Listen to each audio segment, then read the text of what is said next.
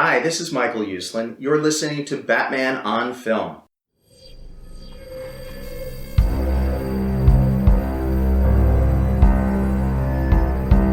I'm vengeance.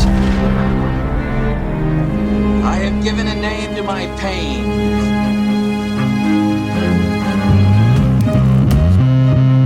The Batman. Always waiting for some Batman to save you. It's simple. We kill the Bat of Gotham. I'm Batman.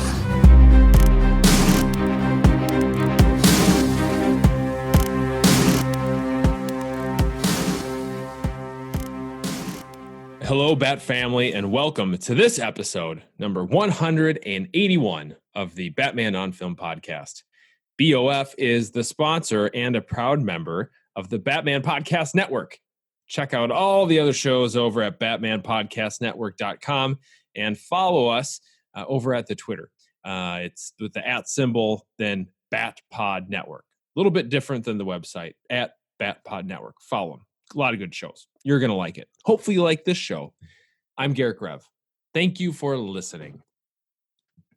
Well, another week, another Batman on Film podcast, another week in this year of 2021 that is just stuffed to the gills full of all the Zack Snyder Justice League content you could ever want. And listener, I want to let you know, when I was putting together kind of the show notes for this episode, it wasn't intended to necessarily be a Zack Snyder stuffed episode. But gosh, there's really no air left in the room except for the air that the Snyder Cut breathes. So we are going to talk a lot of Zack Snyder. And the movie comes out next week. So we've got trailers. We've got a leak to discuss. We've got some toys that are going on. But we can't be all Zack Snyder, right? We're going to mix it up and have some other stuff go on too. So there's some other fun news and content. And of course, America's favorite trivia game show, sweeping the nation. It's just nuts. I mean, do you remember, dear listeners, some of you out there remember just how big of a deal Who Wants to Be a Millionaire was in the late 90s? It's bigger than that. It's crazy. So of course, for a game show like that, I need contestants. Who better to come on the show but the man who recently has just answered his first correct "What are you?" trivia answer. He's a BOF senior contributor. He is 50% out of Straight Outta Gotham. And he teaches me about strange Italian meats almost every time we talk. He is Mr. Peter Verra. Peter, welcome back to the podcast, my friend. How are you? I thought I was on like a little mini streak. I thought I got 2 in a row there. You did. You're right. I am wrong. You're not giving me enough credit here. Like Regis Philbin would never make such a mistake. I'm at least like 2 for 5. Yeah, no, you are. You were batting 500, and was it Javi that we had on? He's only been on to play, but he struck it out of the park the first time. He's batting 1,000. So, you guys got some room to grow. I mean, when it comes to ball players, I'll gladly take the league minimum. Like that's a good living. Yeah, it's just fine. Where do you need me to go? Do you need me to just sit on this here bench? That's fine. I'm getting paid to do that. Well, I wouldn't just be putting down Peter. Peter, I love you, of course. Welcome. By himself. I would also love to put down another dear friend that I love dearly. He is also a BOF senior contributor. He is the librarian of the Batman Book Club. And he is also not always so good at our trivia game. And that is Mr. Ryan Lauer, spelled like lower. Ryan, welcome to the show, bud. Mr. Grev, thank you. I always love to accept invites from you and our other pal here, Peter, and I can't wait for you to put me down some more on this lovely trivia game. I'm batting 333 when it comes to that. That's a damn good average in the pros. So I mean, I'll take it. If high school, junior high, I was still playing baseball. If I was, 333 at bat, I'd be just fine with it. However, guys, when you each host your own Batman-centric podcasts, I think the listeners need just a little bit better out of you. In fact, I'm going to save it for the game, but we had a very dear listener, somebody that we are all amigos with, probably not the right language for his version of Across the Pond. He wrote in with the suggestion for tonight's game, and I'll leave it at that. I'll tease it. Just tease it for the The listener. next time you're on my show, I'm coming up with trivia and I'm going to stump the hell out of you. Intrigued. Yeah, it's only You can dish because it out, but can you answer it? Let's go there, huh? all right, that's fair. That's fair. it's because Pete and I, you've got this little like, I'm kind of a little shit grin on your face when you're going through these trivia that we're like, the answer is just not the obvious one. Because Garrett seems like he's up to something. And you're like, no, dummies, it was the obvious one. And you guys can't answer correctly. I have such a good time with it that it's like, Oh, you do. There's no doubt about that. I need to dial back. You're right, guys. I need to dial back my enjoyment because it probably throws you off just a little bit. But anyway, we've talked enough about the game to come. So let me just give us a bit of an overview. I'm going to share a review. We had a very lovely review come in. So Great news. Yep, great news. I'm going to read one of those bad boys off because I love that, and it sounds like it. Hope it's a treat for those that write in. We have some news to review. We've got our aforementioned game, and Peter is going to take us a look inside of a new segment, Pete's Toy Box, and it's going to be fun. All right, guys. So let's get into it, and let's start with a little review. I'm no Picasso, but do you like it? Okay.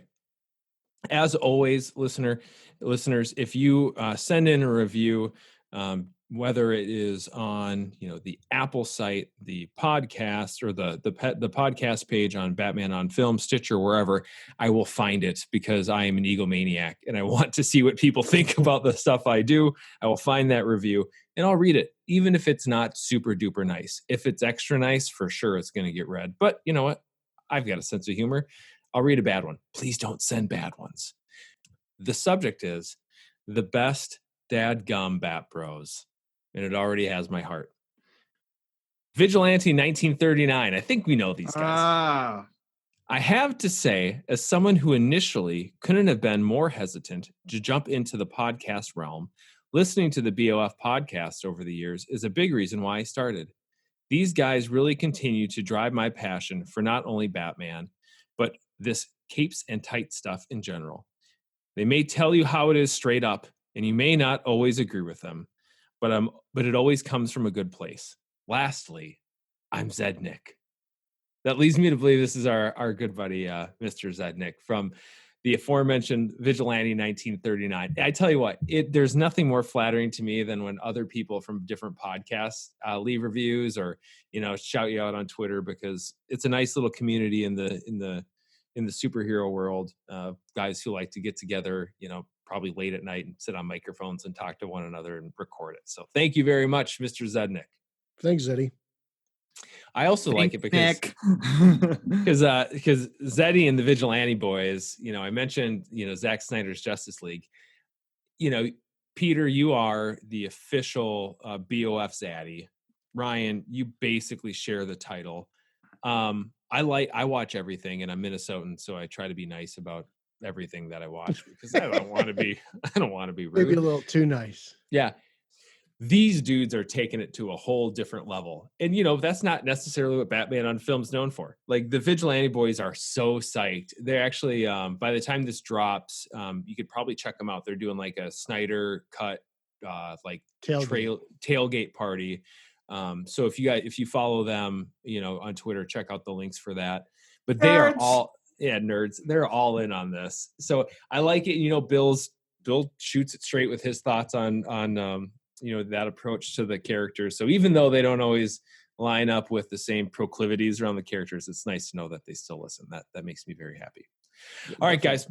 With that, let us get into the news. 3, 2, 1. Cue music. Cue Becky. Good evening. I love Batman 89. I don't know. I I could like watch that movie just over and over again and find different clips and just like base a different segment around the show on a quote that I'd want to use. And that scene is one of my favorites. I just love it because it's like you don't really see it coming, and then you're like, oh wow, this is huge, Oh yeah. And then Becky drops to the floor with that grin, and It's all of a sudden, intense. the infomercial, it's great. Well, and then when they return back to there and nobody's using any makeup or deodorant or anything, and that always frightened me as a child because I'm like, why are they so dirty? Underarm deodorant. Again, this is I talk about this a few times with you guys. We're in the same general age range, but I'm a few years older than you, and it's like the difference of seeing that movie when you're 6 and capable of forming memories to like 2 or however old you guys would have been. I remember very vividly in the theater, on the big giant screen, seeing in high definition, in the movie theater, what their faces look like. And when we got the movie on VHS, I got it for Christmas of 1989, and you watched it on home video. I remember the theater audience going nuts for that because it was so obvious that they were pimpled and disheveled and a 5 o'clock shadow and just like bags under their eyes. When you were watching it on home video on VHS, that was not apparent. Like you couldn't tell. The definition wasn't there. And it wasn't until I think the DVD remaster, and I want to say 2006 or maybe 2005, that like, I was like, that is it. That's closer to what I remember as a kid. Just really quickly before we get into it, I recently purchased a new 4K television. Changes your whole life. Oh my God. And the first thing I did was the first 2 movies I watched were 89 and Dark Knight. And just like the opening of 89 in that like stone bat logo, I was like, I've seen crevices now that I've never seen before. Like, haven't seen them for years. So detailed. And I was like, yeah. I've never seen it I didn't see it in theaters until I was in my 30s. So like for me, that was the first time I saw it on the big screen. Yeah. And to see it on a 4K screen literally like 2 days ago, it was just mind blowing. Yeah, I suppose parents in 89 weren't taking their toddlers to go see it necessarily. So you had to be a kindergarten boy to enjoy maybe.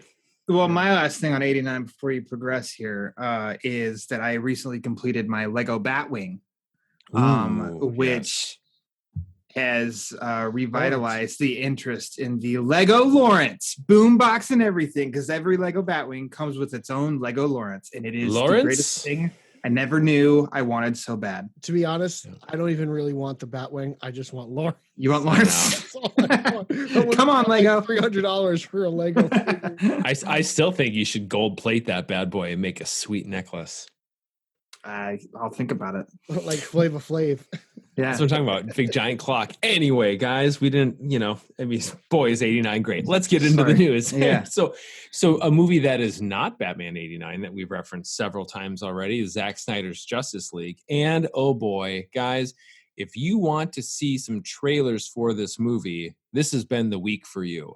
Peter, as the resident BOF zaddy, do you know how many total character trailers we're up to at this point? I think every character has gotten one, including the heroes have gotten their teasers. Steppenwolf got his, and then Darkseid's leaked out. So the Darkseid one's illegitimate.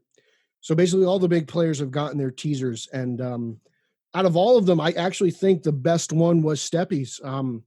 It showed some new stuff. It showed him in action. It really showed his motivations and what he's trying to do. I don't want to discuss the Darkseid teaser because that is, like I said, it was leaked. Very gentlemanly of you. We don't do that here at Batman on Film. As the editor-in-chief has proclaimed, we're spoiler-free. We do it the right way. So we're not going to talk about that. But I really was impressed by the Steppenwolf teaser. Probably the second best one would be Barry Allen's. Peter, I agree with you. I thought the Steppenwolf trailer was very good. It gives a different... certainly a different look into that character than what we saw in 2017. Ryan, over to the heroes. Which of the heroes, 1, did you like Steppenwolf? Do you think he's cute? 2, which of the heroes did you like the best? For 1, I thought the villain ones were the best. I won't go into detail of the Darkseid one, but I think that one actually was the best.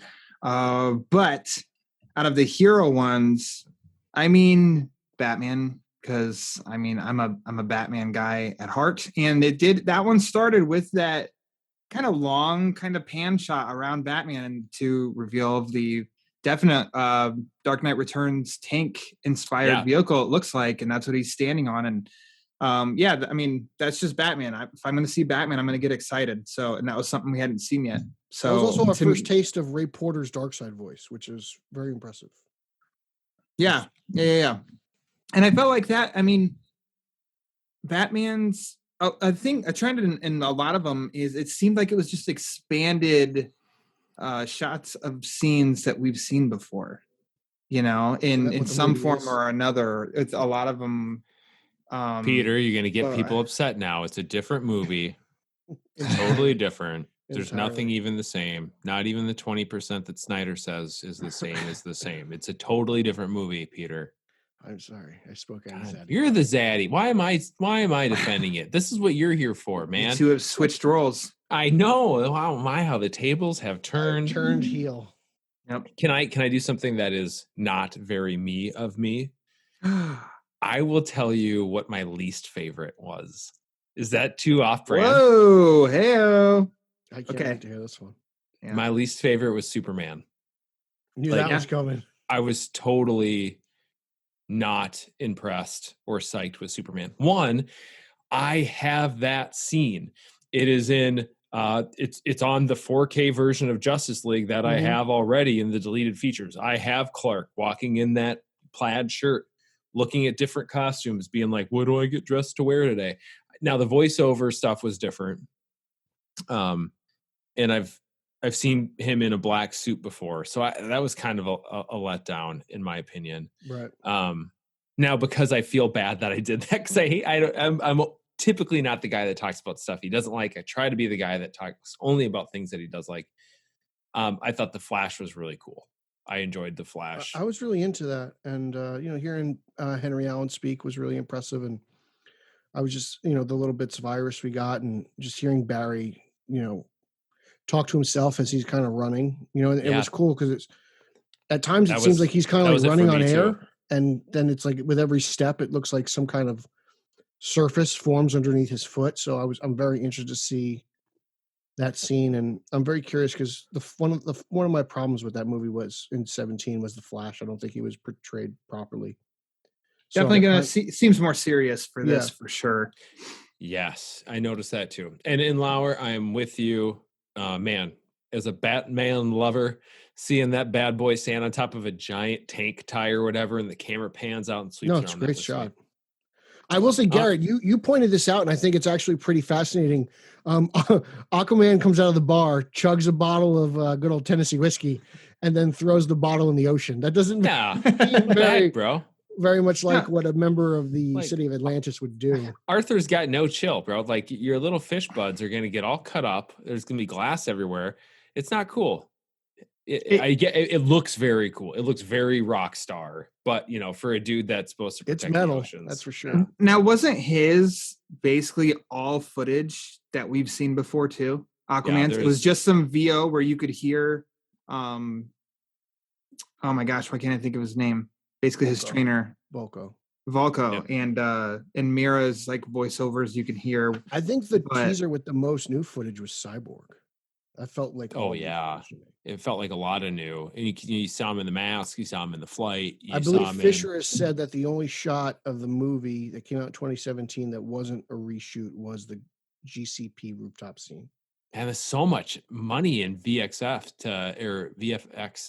to do that, to reshoot all that stuff and redo it. So, which is why he probably wears a hoodie for most of those scenes. That's actually a very good Pete, point. you're so smart. That. Very, very educated, Peter. All right, somebody needed to get educated because the letters that you use to spell Tom and Jerry and Zack Snyder's Justice League are very, very different. But mistakes do happen. Mm-hmm. And earlier this week, if you tried to watch the live action / animation mashup, Tom and Jerry, you actually got to watch a fair bit of Zack Snyder's Justice League, based on some of the leaks that we will go into detail around, on HBO Max. Now, of course, immediately because this is kind of a big deal, right? In this circle, that's kind of a big deal. People had strong opinions and conspiracy theories formed immediately. WB was trying to sabotage Zack Snyder's Justice League by leaking it early, which it seems like that would be very counterproductive and kind of silly. There may have been some children very scarred, that were expecting to see cartoons, cat and mice duke it out. But this was kind of a debacle. Guys, did either of you get a chance to see this bad boy early because you were trying to watch Tom and Jerry on Tuesday afternoon? No. I watched Tom and Jerry when it came out. Like I thought it was great. Actually, I really dug that movie. But just this whole like Zadanon conspiracy theory that these knuckleheads on Twitter are saying, like, I was like, how do people at Warner Brothers have access to whatever the hell HBO Max is doing?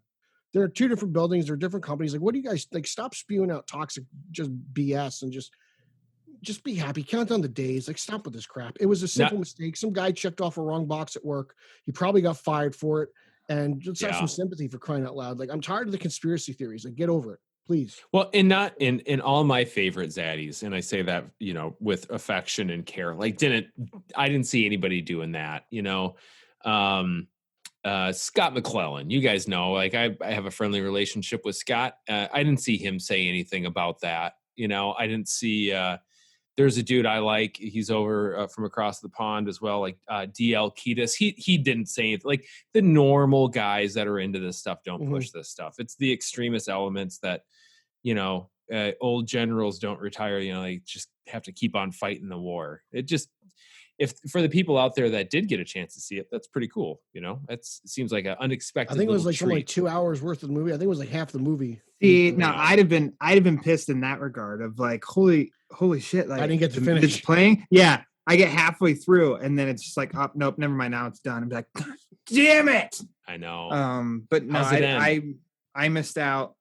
I haven't even gotten to Tom and Jerry yet. And I want to get to Tom and Jerry because I love Tom and Jerry. It's good. I thought it was great. I really dug it. I would be so disappointed if I only got to see the first 2 hours of the Snyder cut and like it turns off and I'm like, where's the Russian family? Like, right. They haven't even shown up yet. I hope that little girl is okay. Yes. Somebody get her more bug spray. Does she have any more of this time? Is the table going to keep the parademons out? I don't know. Anyway, that was a big deal. Peter, this is probably a big deal in your world because I know how much you love Batwoman. Ruby Rose, in an interview with comicbookmovie.com, yes, comicbookmovie.com, I can't believe I'm saying it, but I am, gave an interview where she talked about how she was open to returning to Batwoman. And I have thought, I'm not a viewer, so Peter, your opinion on this is going to be more important than mine. I've always thought it was kind of strange that they did, the type of recasting that they did. And from what I have checked out and what you've shared with me, sort of this conversation around where's Kate Kane has been a thread in the television show, which I thought maybe they just pivot entirely away from. And the fact that they hadn't made me feel like, well, this character still exists in the universe. I wonder if Ruby Rose could ever possibly come back. And then here's the interview. I'll read the quote. And then, Peter, I'd love your thoughts as you get to wear so many hats. BOF Zaddy, BOF Batwoman, I don't know. BOF Batwoman.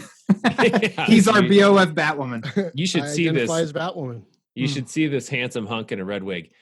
I mean, obviously, moving on to other roles, as I think I've done about 3 films since, I would totally do it.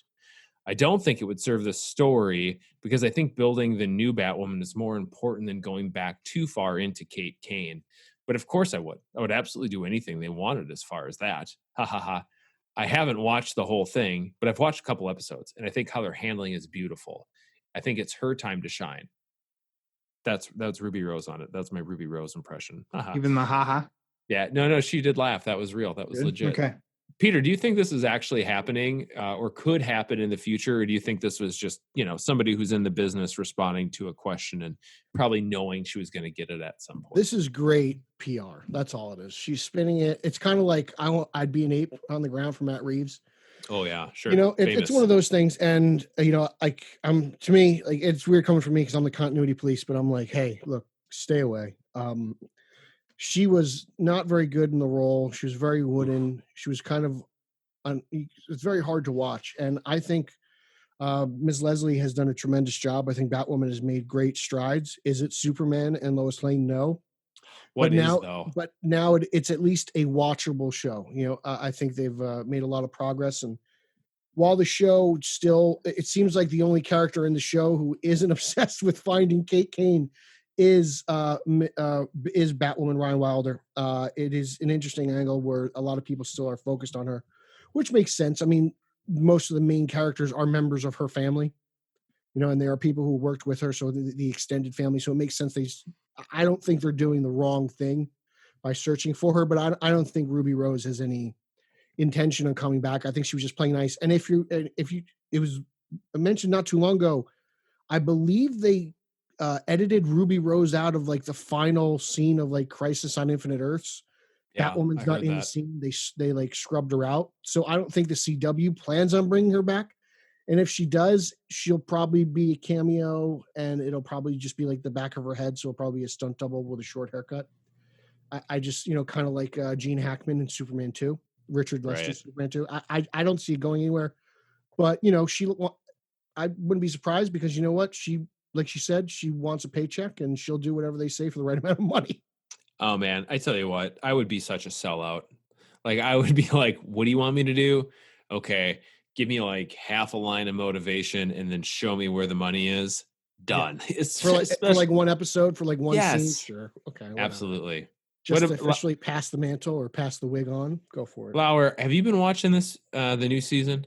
No, Mr. Verra here got me to watch the first episode of the second season, and that's all that I've watched. Okay. Yeah, but I did have a good, had a good reaction to that first episode, and I think the second episode was not as positively reviewed, but I think every episode since I've just seen positive things said about Batwoman. Yeah, episode not 2 just from great. Pete, but yeah, a lot of other people in the circle of nerds on Twitter, they've kind of praised the show of like, yeah, it's not Superman and Lois, but it's become quality, and they keep making good strides toward becoming a good show. So I'll definitely, like I said, I watched the first episode of the first season and was like, no, I'm good. I watched the first episode of the second season, but I'll definitely catch up at some point when I can have some time to catch up.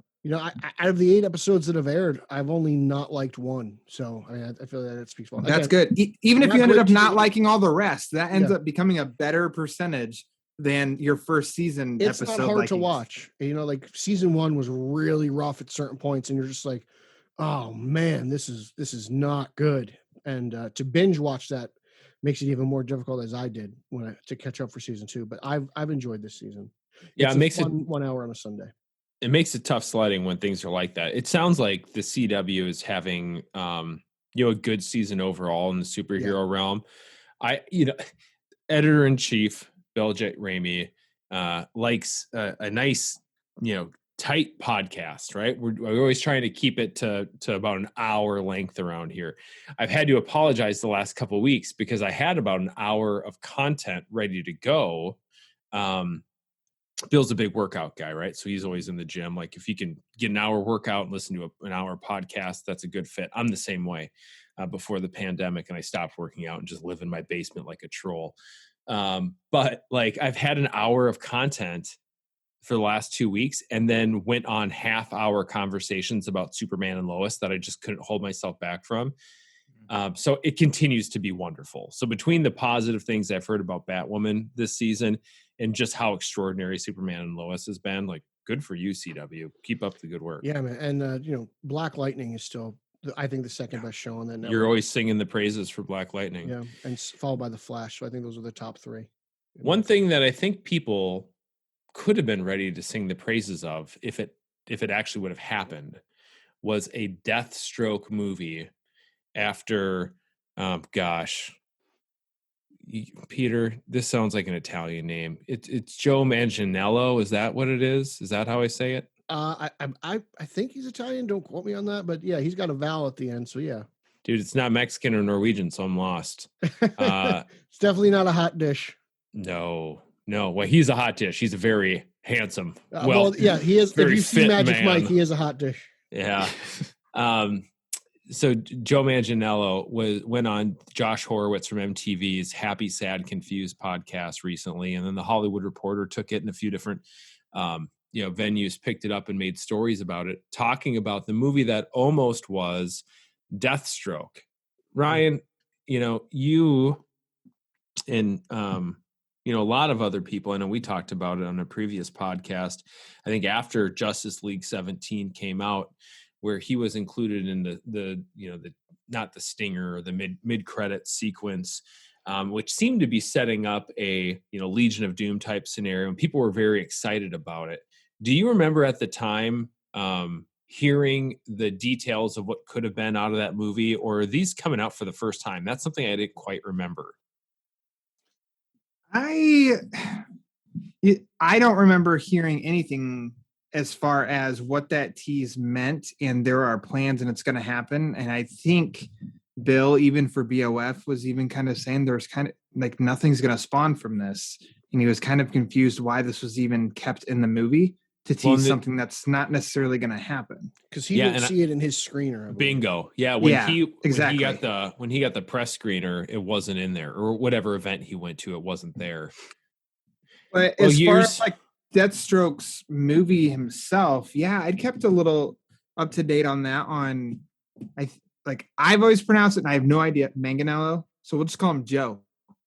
Hot Joe. There we go. To the club. So, Hot Joe. Mr. Vergara. Yes. There you go. That he'd written like an outline or proposal for a Deathstroke movie, and that was in teach. And they found a director to hop onto it, and then he was apparently, we got the teaser footage of Deathstroke that he was going to be the villain and Ben Affleck's the Batman, and then things just got too quiet, which as DC fans kind of know what that means. And so there was never a formal announcement that the Deathstroke movie is not happening. It just kind of is not happening. It just went away. But we've gotten that developmental hell. Yeah, and so we gotten like some. I think I don't know if it was Affleck, but I think like 2 years ago we got an idea of what the Batman script was going to touch upon and how Deathstroke was going to be used in that. But as far as a Deathstroke solo movie, I don't necessarily remember the details other than it being like a $40 million budget, which to me, it's like, yes, millions of dollars is a risk, but 40 million is a pretty, for something that wouldn't require it's stunt work and fighting and combat hand to hand. It's not special effects CGI, right? That becomes pretty low risk. So I was just hoping, because of the passion that Hot Joe has for the character himself, that I don't know. So good. Hot Joe. I don't know. I was down for it. If it's like a DC movie, I'll probably watch anything that comes out. And so I was kind of looking forward to it, but it just kind of seemed like it doesn't have much of a chance of happening.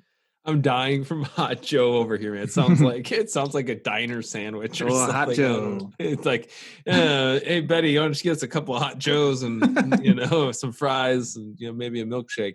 Yeah, but you're right. $40 million is what in this article and from the podcast came out.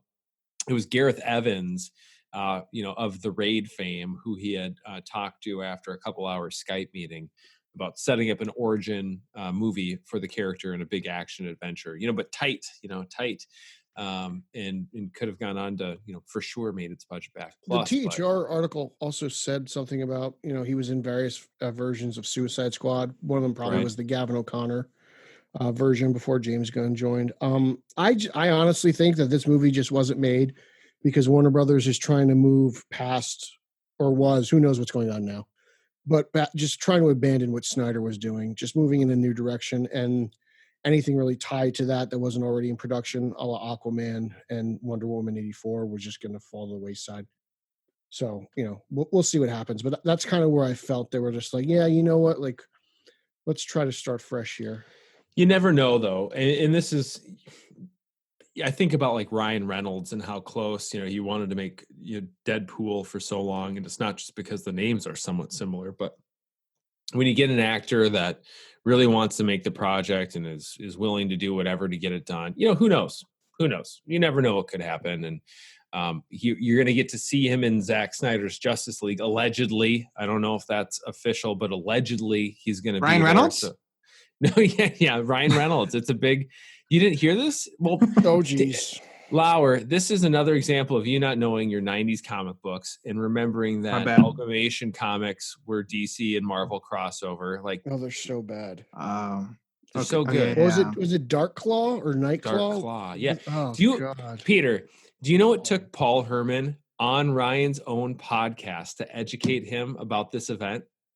Like, I was listening and I'm like, I Ryan. dropped an 89 reference on Ryan this afternoon. He's like, I don't get it. And I was like, Well, okay, hold on a second, because I don't know if we have the time for this. We can do it in a minute or less. Go ahead, Pete. I said something to you, and you said, nice tip, Dwayne. Nice. Yeah, sure. what? You know what that is? Of course. And I'm like, I don't get the reference. And he's just like, Batman 89, you're an idiot. You're off BOF. I'm gonna talk to Bill. We're gonna yank your fan card. And I'm like, dude, if you're talking Eckhart or Lawrence or something like that, that makes sense. But I'm sorry. It's just otherwise, I don't know. I think that's kind of a deep pull. I don't know. Well, gentlemen, here's the deal. You get to Shut settle up, Pete. this. We're going to go to the mattresses on this one. You guys get to settle it because we are going to play what else? The aforementioned favorite game sweeping the nation. Everybody's favorite Bat trivia game. What are you? I'd like you to do me a favor. I want you to tell all your friends about me. Okay, for the home listener, here's the rundown. I'm going to give these two gentlemen 3 clues. These are your standard difficulty level clues. They might get them, they might not. The first one to answer correctly is going to raise, well, they're just going to answer. It doesn't necessarily have to be correct yet. They're going to raise their hand because I can see them. You can't, but I'm honest, so don't worry. If the other person needs more time, needs more clues, they can wait and hear those. After the 4th clue has been delivered, which is a giveaway clue, it should make things very, very easy. We go back. Whoever raised their hand last gets to answer first, and then we go to the first person that raised their hand. The winner is whoever got the correct answer in the fewest clues. They get pride, and one day a very hearty man hug from Garret H. Grev. Gentlemen, it's not Dwayne. Okay. Well, then I've got a shot.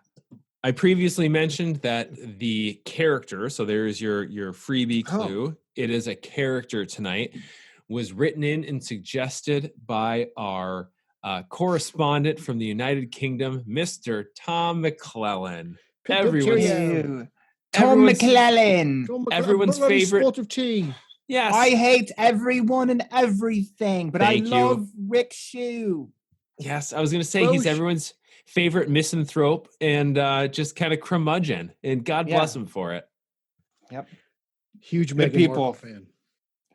I love Meghan Markle. I wish she was the queen. Oh no, we might have another Revolutionary War over those words.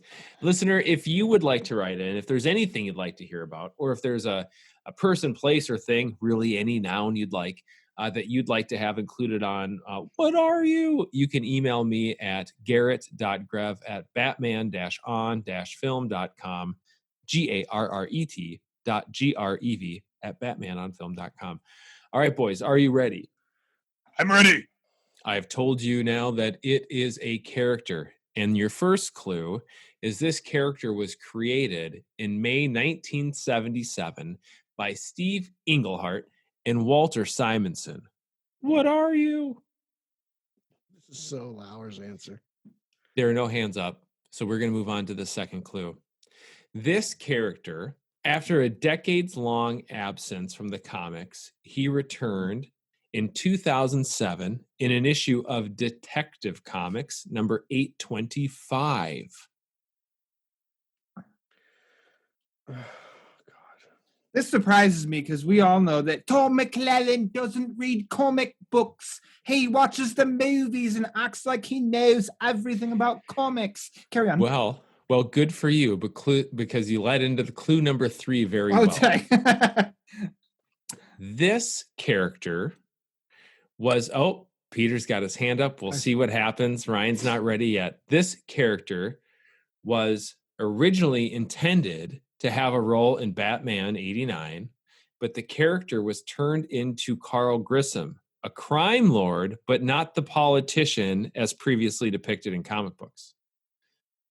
Peter is still seeming more and more confident and pleased with his answer. Ryan, here is the fourth giveaway. Because I know you're such a Batman the Animated Series fan, I will give you this giveaway clue. This character appears in Batman the Animated Series and plays a key role in the creation of Two-Face in the two-parter that introduced Two-Face's origin. What are you? I think I know the answer. All right, Mr. Ryan, you get your chance, and then if you right or wrong, Peter gets to tell us. I think Peter knows who it is. I know who it is. It's Mr. Rupert Thorne. It is Mr. Rupert Thorne. From the Strange Apparitions run. Tom McClellan, that's a run of comic books. It is. It is. We are losing listeners from the UK by the moment as Ryan continues to do his impression. Peter, I know that was your answer as well because of just the way you're smiling and grinning. However, in every dynamic duo, there has to be one Batman and one Robin. Ryan, get out your tights and your little elf booties because Peter is your Batman daddy for this edition of What Are You? Oh, Zaddy for daddy. All right. We're going to wrap up with a new segment this evening. Some guys collect comic books. Some guys collect box sets. Some guys collect trade paperbacks. Some guys, collect tweets that they, send for years and years on end, trying to get the thing they want. Peter likes to collect toys, and tonight we're going to take our first peek inside of Pete's toy box. Where does he get those wonderful toys?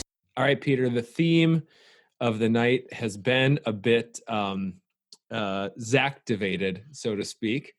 So why don't you tell us the toys that we're going to highlight for this premiere edition of Pete's Toy Box? Oh, man. We're going to be talking about the Todd McFarlane, Zack Snyder's Justice League movie figures. 4 of the figures have been released for pre-order on Amazon.com. And actually 2 of the figures have now been taken down. I don't know if they are no longer for real. Pre-order. Yeah. So we'll start off with the figures that are not available for purchase, which are the Flash and Aquaman. And if you go to the Straight Outta Gotham Twitter feed, you can find the links for purchase there. For some reason, though, the Flash and Aquaman are not available. They say currently unavailable, as opposed to Darkseid and Steppenwolf, which say will be restocked soon. So there's a bit of an interesting thing there. You can't even search for Flash and Aquaman, but they have been released. If you like I said, go to Straight Outta Gotham, you can click the links and get a better look at the figures. And I got to say, I'm actually very disappointed with the Aquaman figure. While the articulation looks really good, the face sculpt looks really bad. It looks like a really bad version of Momoa. It just looks like a dude with a beard. And if you want my honest opinion, I would actually go with the 2017 movie Justice League version by Mattel. Really good face sculpt, looks like Momoa, really great paint apps. They even have paint on the beard, which is really cool. Articulation's not as good as Todd. Todd usually gives you double jointed elbows and knees, and that's a plus with some toe articulation. Mattel is very basic in terms of the articulation, but I think if you're going to get the Aquaman figure, I think it's the way to go. And it's actually on sale, so you could pick that up. It's not that expensive. This is why he's my Batman. He is your Batman, Robin. Peter, I wanted to just dial this back for just a second. Aquaman, Justice League 2017 was Mattel. These new ones are McFarlane toys, yeah. And McFarlane are like the big boy toys, right? These aren't the ones necessarily you buy for your kids. These are the ones you put on. Yeah, Mattel made 2 versions. They did a $10 version and a $20 version. So I would definitely spend the money on the $20 version by Mattel. And also, like, the McFarlane version, the trident looks so big. Like, it just looks big in his hand. It doesn't look like the proportions are right. So I would probably lean more towards the Mattel version. Some guys aren't as self-confident as others. I guess. Compensate in the ways. Flash figure looked cool. I dig it. The McFarlane figures for the Flash are always packaged in a running pose so the hip can warp a little bit. But if you get a hair dryer and you just apply some cold water, you can fix that really well. But I thought this was a really good looking figure, and the articulation, you can kind of do some really cool poses with this. It's interesting to see how much black paint they have, but it doesn't seem to have like the black strings that seem to hold Flash's gear. Oh, right. Yeah. They're Because that's all sort sculpted of in. like on Yeah, harnesses, right? Those they look like wires or something. They're Wires. sculpted on, but they're not painted. So he looks more. He kind of looks in line with like the Hasbro Marvel Legends Daredevil Netflix figure. There's a lot of black in that suit. There's a lot of that's red. a cool So figure too. It's kind of got that kind of vibe to it. Steppenwolf is actually the figure that's kind of grown on me. We all know that I've said I like the theatrical Steppenwolf design, and that figure was, you could buy members of the Justice League, and the Build-A-Figure was Steppenwolf. So with each member of the Justice League, you got a body part, and to build that Steppenwolf. But this Steppenwolf looks really cool, I think, as an action figure. Was the got 2000s like 7 fingers though? Oh, really? Yeah, he's got like 3 main fingers and 4 thumbs. So I was like, whoa, that was the first I noticed it. And so he definitely looks more demonic, and they definitely got all the spikes in silver, and it definitely looks cool. I got to give credit. It looks like a cool figure. Was the 2017 line, you said that was Mattel? Correct. Right? But that's a Build a Build-A-Figure. Why do I always think, and I'm just not a toys guy, Peter, so this is why I think this will be a fun segment. Why am I thinking that Hasbro was the company that did most of the like Build-A-Figure? I think about like Marvel stuff. They do Hasbro. I believe they started the Build-A-Figure thing with their. And does Mattel own Hasbro now? Is that how that worked? Like I know there was. I don't think Mattel owns Hasbro. I think if anything, maybe the other way around. Yeah, I'm not sure though. I think Mattel I think it just came down to McFarlane was able to purchase the license for these figures.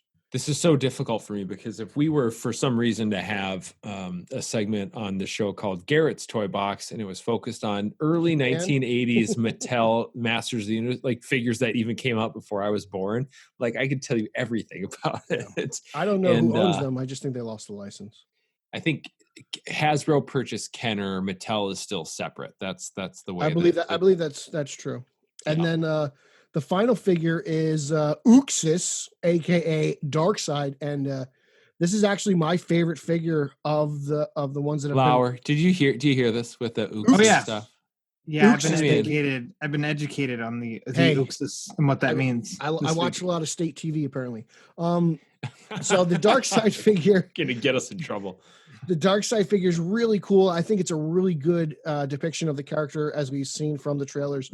And I don't own a Darkseid figure. This is gonna be the first one I buy. This is the first one I own, and I'm looking forward to it. I've kind of been waiting for a Darkseid figure. Other figures he's had too much armor, and I kind of dig the Kirby vibe that Darkseid Same had with Steppenwolf, right? Yeah, it's like the 17 Steppenwolf. It's got a bit more of a Kirby humanoid vibe to it. And this Steppenwolf doesn't, while he looks like the character from the movie, the colors are way off. Like he's wearing blue armor. Like there's no doubt about it. This looks very weird. Kirby.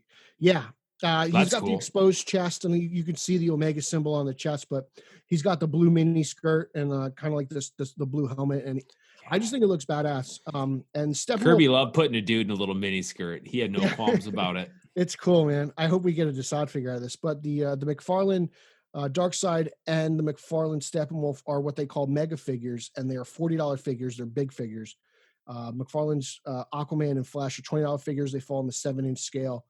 So I wonder how much bigger these figures are. Maybe they'll be more closer to like 9 inches, if they're going to be. I was just going to ask the scale. So thanks for getting there ahead of me.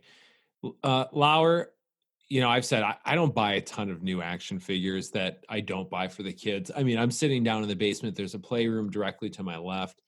There's a whole set of 12-inch figures, Justice League figures, and randomly a Lex Luthor in armor suit that was included in those Justice League for no reason. I think that was the Toys R Us box set, wasn't it? Yeah. And we haven't purchased much yet.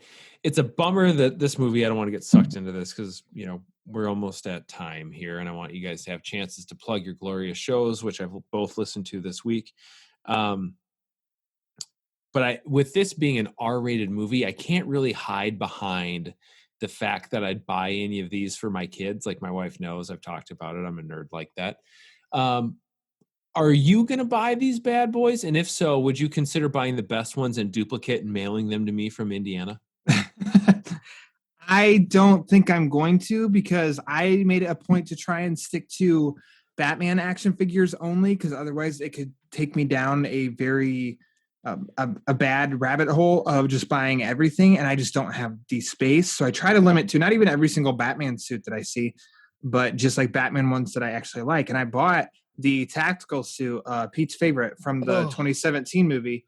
Those goggles, and I so like hot right now. I liked that. I bought the multiple variations of a BVS Batfleck, and I just didn't see much of a difference for this new one.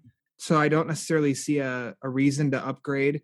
But I thought the assemble, because you had to buy all the figures for in 2017 to assemble the Steppenwolf figure there, and I thought that Steppenwolf looked cool, and I think that one still looks better than the figure that McFarlane just announced, and I do think that Darkseid looks really cool. Also, like I said, I probably won't buy the Aquaman figure. From what I could tell, the Wonder Woman figure is the same figure they released for Wonder Woman 84, the traditional Wonder Woman suit. So I'll probably skip that, because I skipped that as well, because I ended up getting figures for Wonder Woman and Justice League and BVS, and I was like, man, you know what? It's the same figure. Like, you guys are, Mattel did this, McFarlane. I'm sorry, I love your figures, but you're not going to trick me. The Flash figure, I might pass on, because I get worried. I do get worried about the warping. It's just it's a thing that bothers me. So, and that's on packaging. But when you bring that up, Peter, it does really make me think of Mattel, because I don't know if you guys know this, but Merman and Stinkor from Masters of the Universe, same figure. They just repainted that bad boy. Yeah. And also Beastman and Mossman, same figure. And then I'm really going to blow your mind. He-Man himself and Prince Adam, that's the same figure. They just put a little felt purple vest on that guy and called it a day. Yeah. So there's a trick they like to do. So the repaint, it keeps your tooling costs down. I've learned watching The Toys That Made Us on Netflix. Not a sponsor. I will say that the thing of Mattel Wonder Woman and Mattel Wonder Woman from Justice League and BVS, they are painted differently. So they got me on that one, but they wouldn't. Well, there you go. I learned my lessons when I started getting really hardcore into the toy game. Well, Peter, I hope you can come back and tell us more about the toy game. I thank you for the peek inside of your toy box, so to speak. One thing I'd like to do is, by the time we roll around, we're in March already of 2021, if you can believe that. By the time we start getting into, say, October or November, I'd love for some of the things you've highlighted on the show, if you'd be so kind to do more of this, to turn into a bit of a Christmas wish list episode, where we can talk about the best stuff out there that you might want to ask definitely. for from maybe Santa Peter. Yes. Yeah. The big furry beard man that in your life that could maybe give you some good toys information. All right, guys. Well, it is one of my favorite nights of the week to get together and virtually talk about all the fun things we enjoy, and even poke some fun at the stuff maybe we don't like as much, but we're still very excited to see what happens with, maybe enjoy a cold beverage, but just get to bro out with my Bat Boys. So thank you for joining once again. Ryan, I would love for you to tell the people about your lovely podcast and anything else you'd want to educate them on, if you would be so kind, sir. Oh, well, bless you. Thank you for the invite yet again. I too enjoy talking nerd with my Bat Bros. My podcast, the Batman Book Club, is sweeping the nation also, right on the heels of your game show. You can find it anywhere that you listen to podcasts. Follow it on Twitter and Instagram at the Batman BC for updates on upcoming episodes, when new episodes drops, and even sometimes some giveaways. Recently, I just dropped an episode with another fellow from across the pond, Mr. Steve J. Ray. We talked about Batman Contagion. And coming up next is going to be Batman White Knight. Have y'all heard of it? And and both of you gentlemen will be returning to the show in the same episode here in just a few weeks. So that's pretty exciting. And if you want to follow me on Twitter, follow me at Lauer_Ryan. Lauer, spelled like lower. Thank you, Peter. And and if you have any complaints about anything going on in your life at all, make sure to tweet at Final E33. Let them know. The smallest of complaints or anything that you just need to get off your chest. The most Tweet insignificant thing. Absolutely. He loves talking about Meghan Markle. Meghan Markle, the Snyder Cut, anything at Final E33. Have at it. Yeah. Go to town. No restriction. Let them know how your fan theories that you've created in your mind didn't work out, and now you're mad at the people who actually are paid to write and produce and make television programs. He loves it all. Oh, any opinions about Captain Marvel? Send it to at Final E33. Oh, no. Okay, that's all I got. Now you've really cut deep. Peter, as Eric, who's been so abused, partner in crime at Straight Outta Gotham, please tell us about your show and anything else you'd like to share, sir. You could follow me on social media. That's Twitter, Instagram, and Zack Snyder's favorite Vero at Pete Illustrated. You could follow the show that I co-host with the champion of Long Island, Eric Holzman, at straight_O_G, Straight Outta Gotham. You can follow our Facebook page, Straight Outta Gotham. You can join our Facebook group, Straight Outta Gotham, for some fun discourse. You can check out my reviews of Detective Comics, Dark Detective, Man-Bat on BatmanOnFilm.com. On Batman on Film YouTube, I've got interviews with Michael Uslan, Lauren Lester, Kevin Conroy, Strong, as well as toy reviews for McFarlane, Mafex, and Mattel figures, and some just cool stuff in general over there. So that's all I got for you guys. Well, it's more than enough from both of you guys. Thank you once again for joining. And for me, folks, I'd love to keep the conversation going. You can follow the Batman on Film over at Twitter, and that will give you updates from the news feed, all the new articles and goings on at batmanonfilm.com. You can follow me at Garret Wato. That is GARRETWATO. And we can talk about, football, Batman, bunch of Batman, He-Man, as you've mentioned. And Ryan, please, if you would. Sir. I apologize. I forgot to totally plug the last thing that was released on the BOF podcast feed, the BOF Chronicles Part 3. Thank you. A continuing series of me interviewing the editor-in-chief, the Gumbo champion of Texas, Bill Jet Ramey, where we go through the history of Batman on Film. This is the Nolan years now, right? Yeah, we just dropped the episode talking all about The Dark Knight. So he goes over things that he's written about before, as well as many things that I heard for the first time. So please go back and listen to that too. Garrett, carry on. Nope. Thank you very much. It was a wonderful episode. It's always fun for me. I listen to you guys, both your stuff all the time.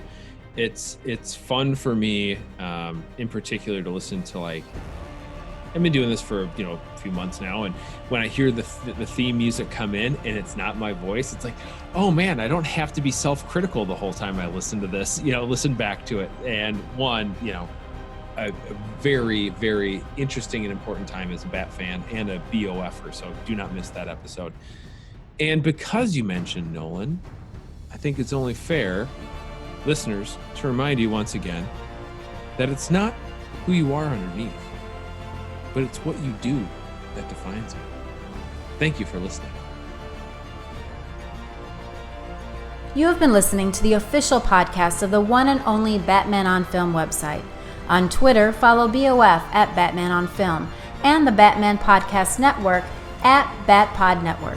For Jet and everyone at Batman on Film, I'm announcer Rachel. Thanks for listening to the authoritative, definitive, the original Batman on Film.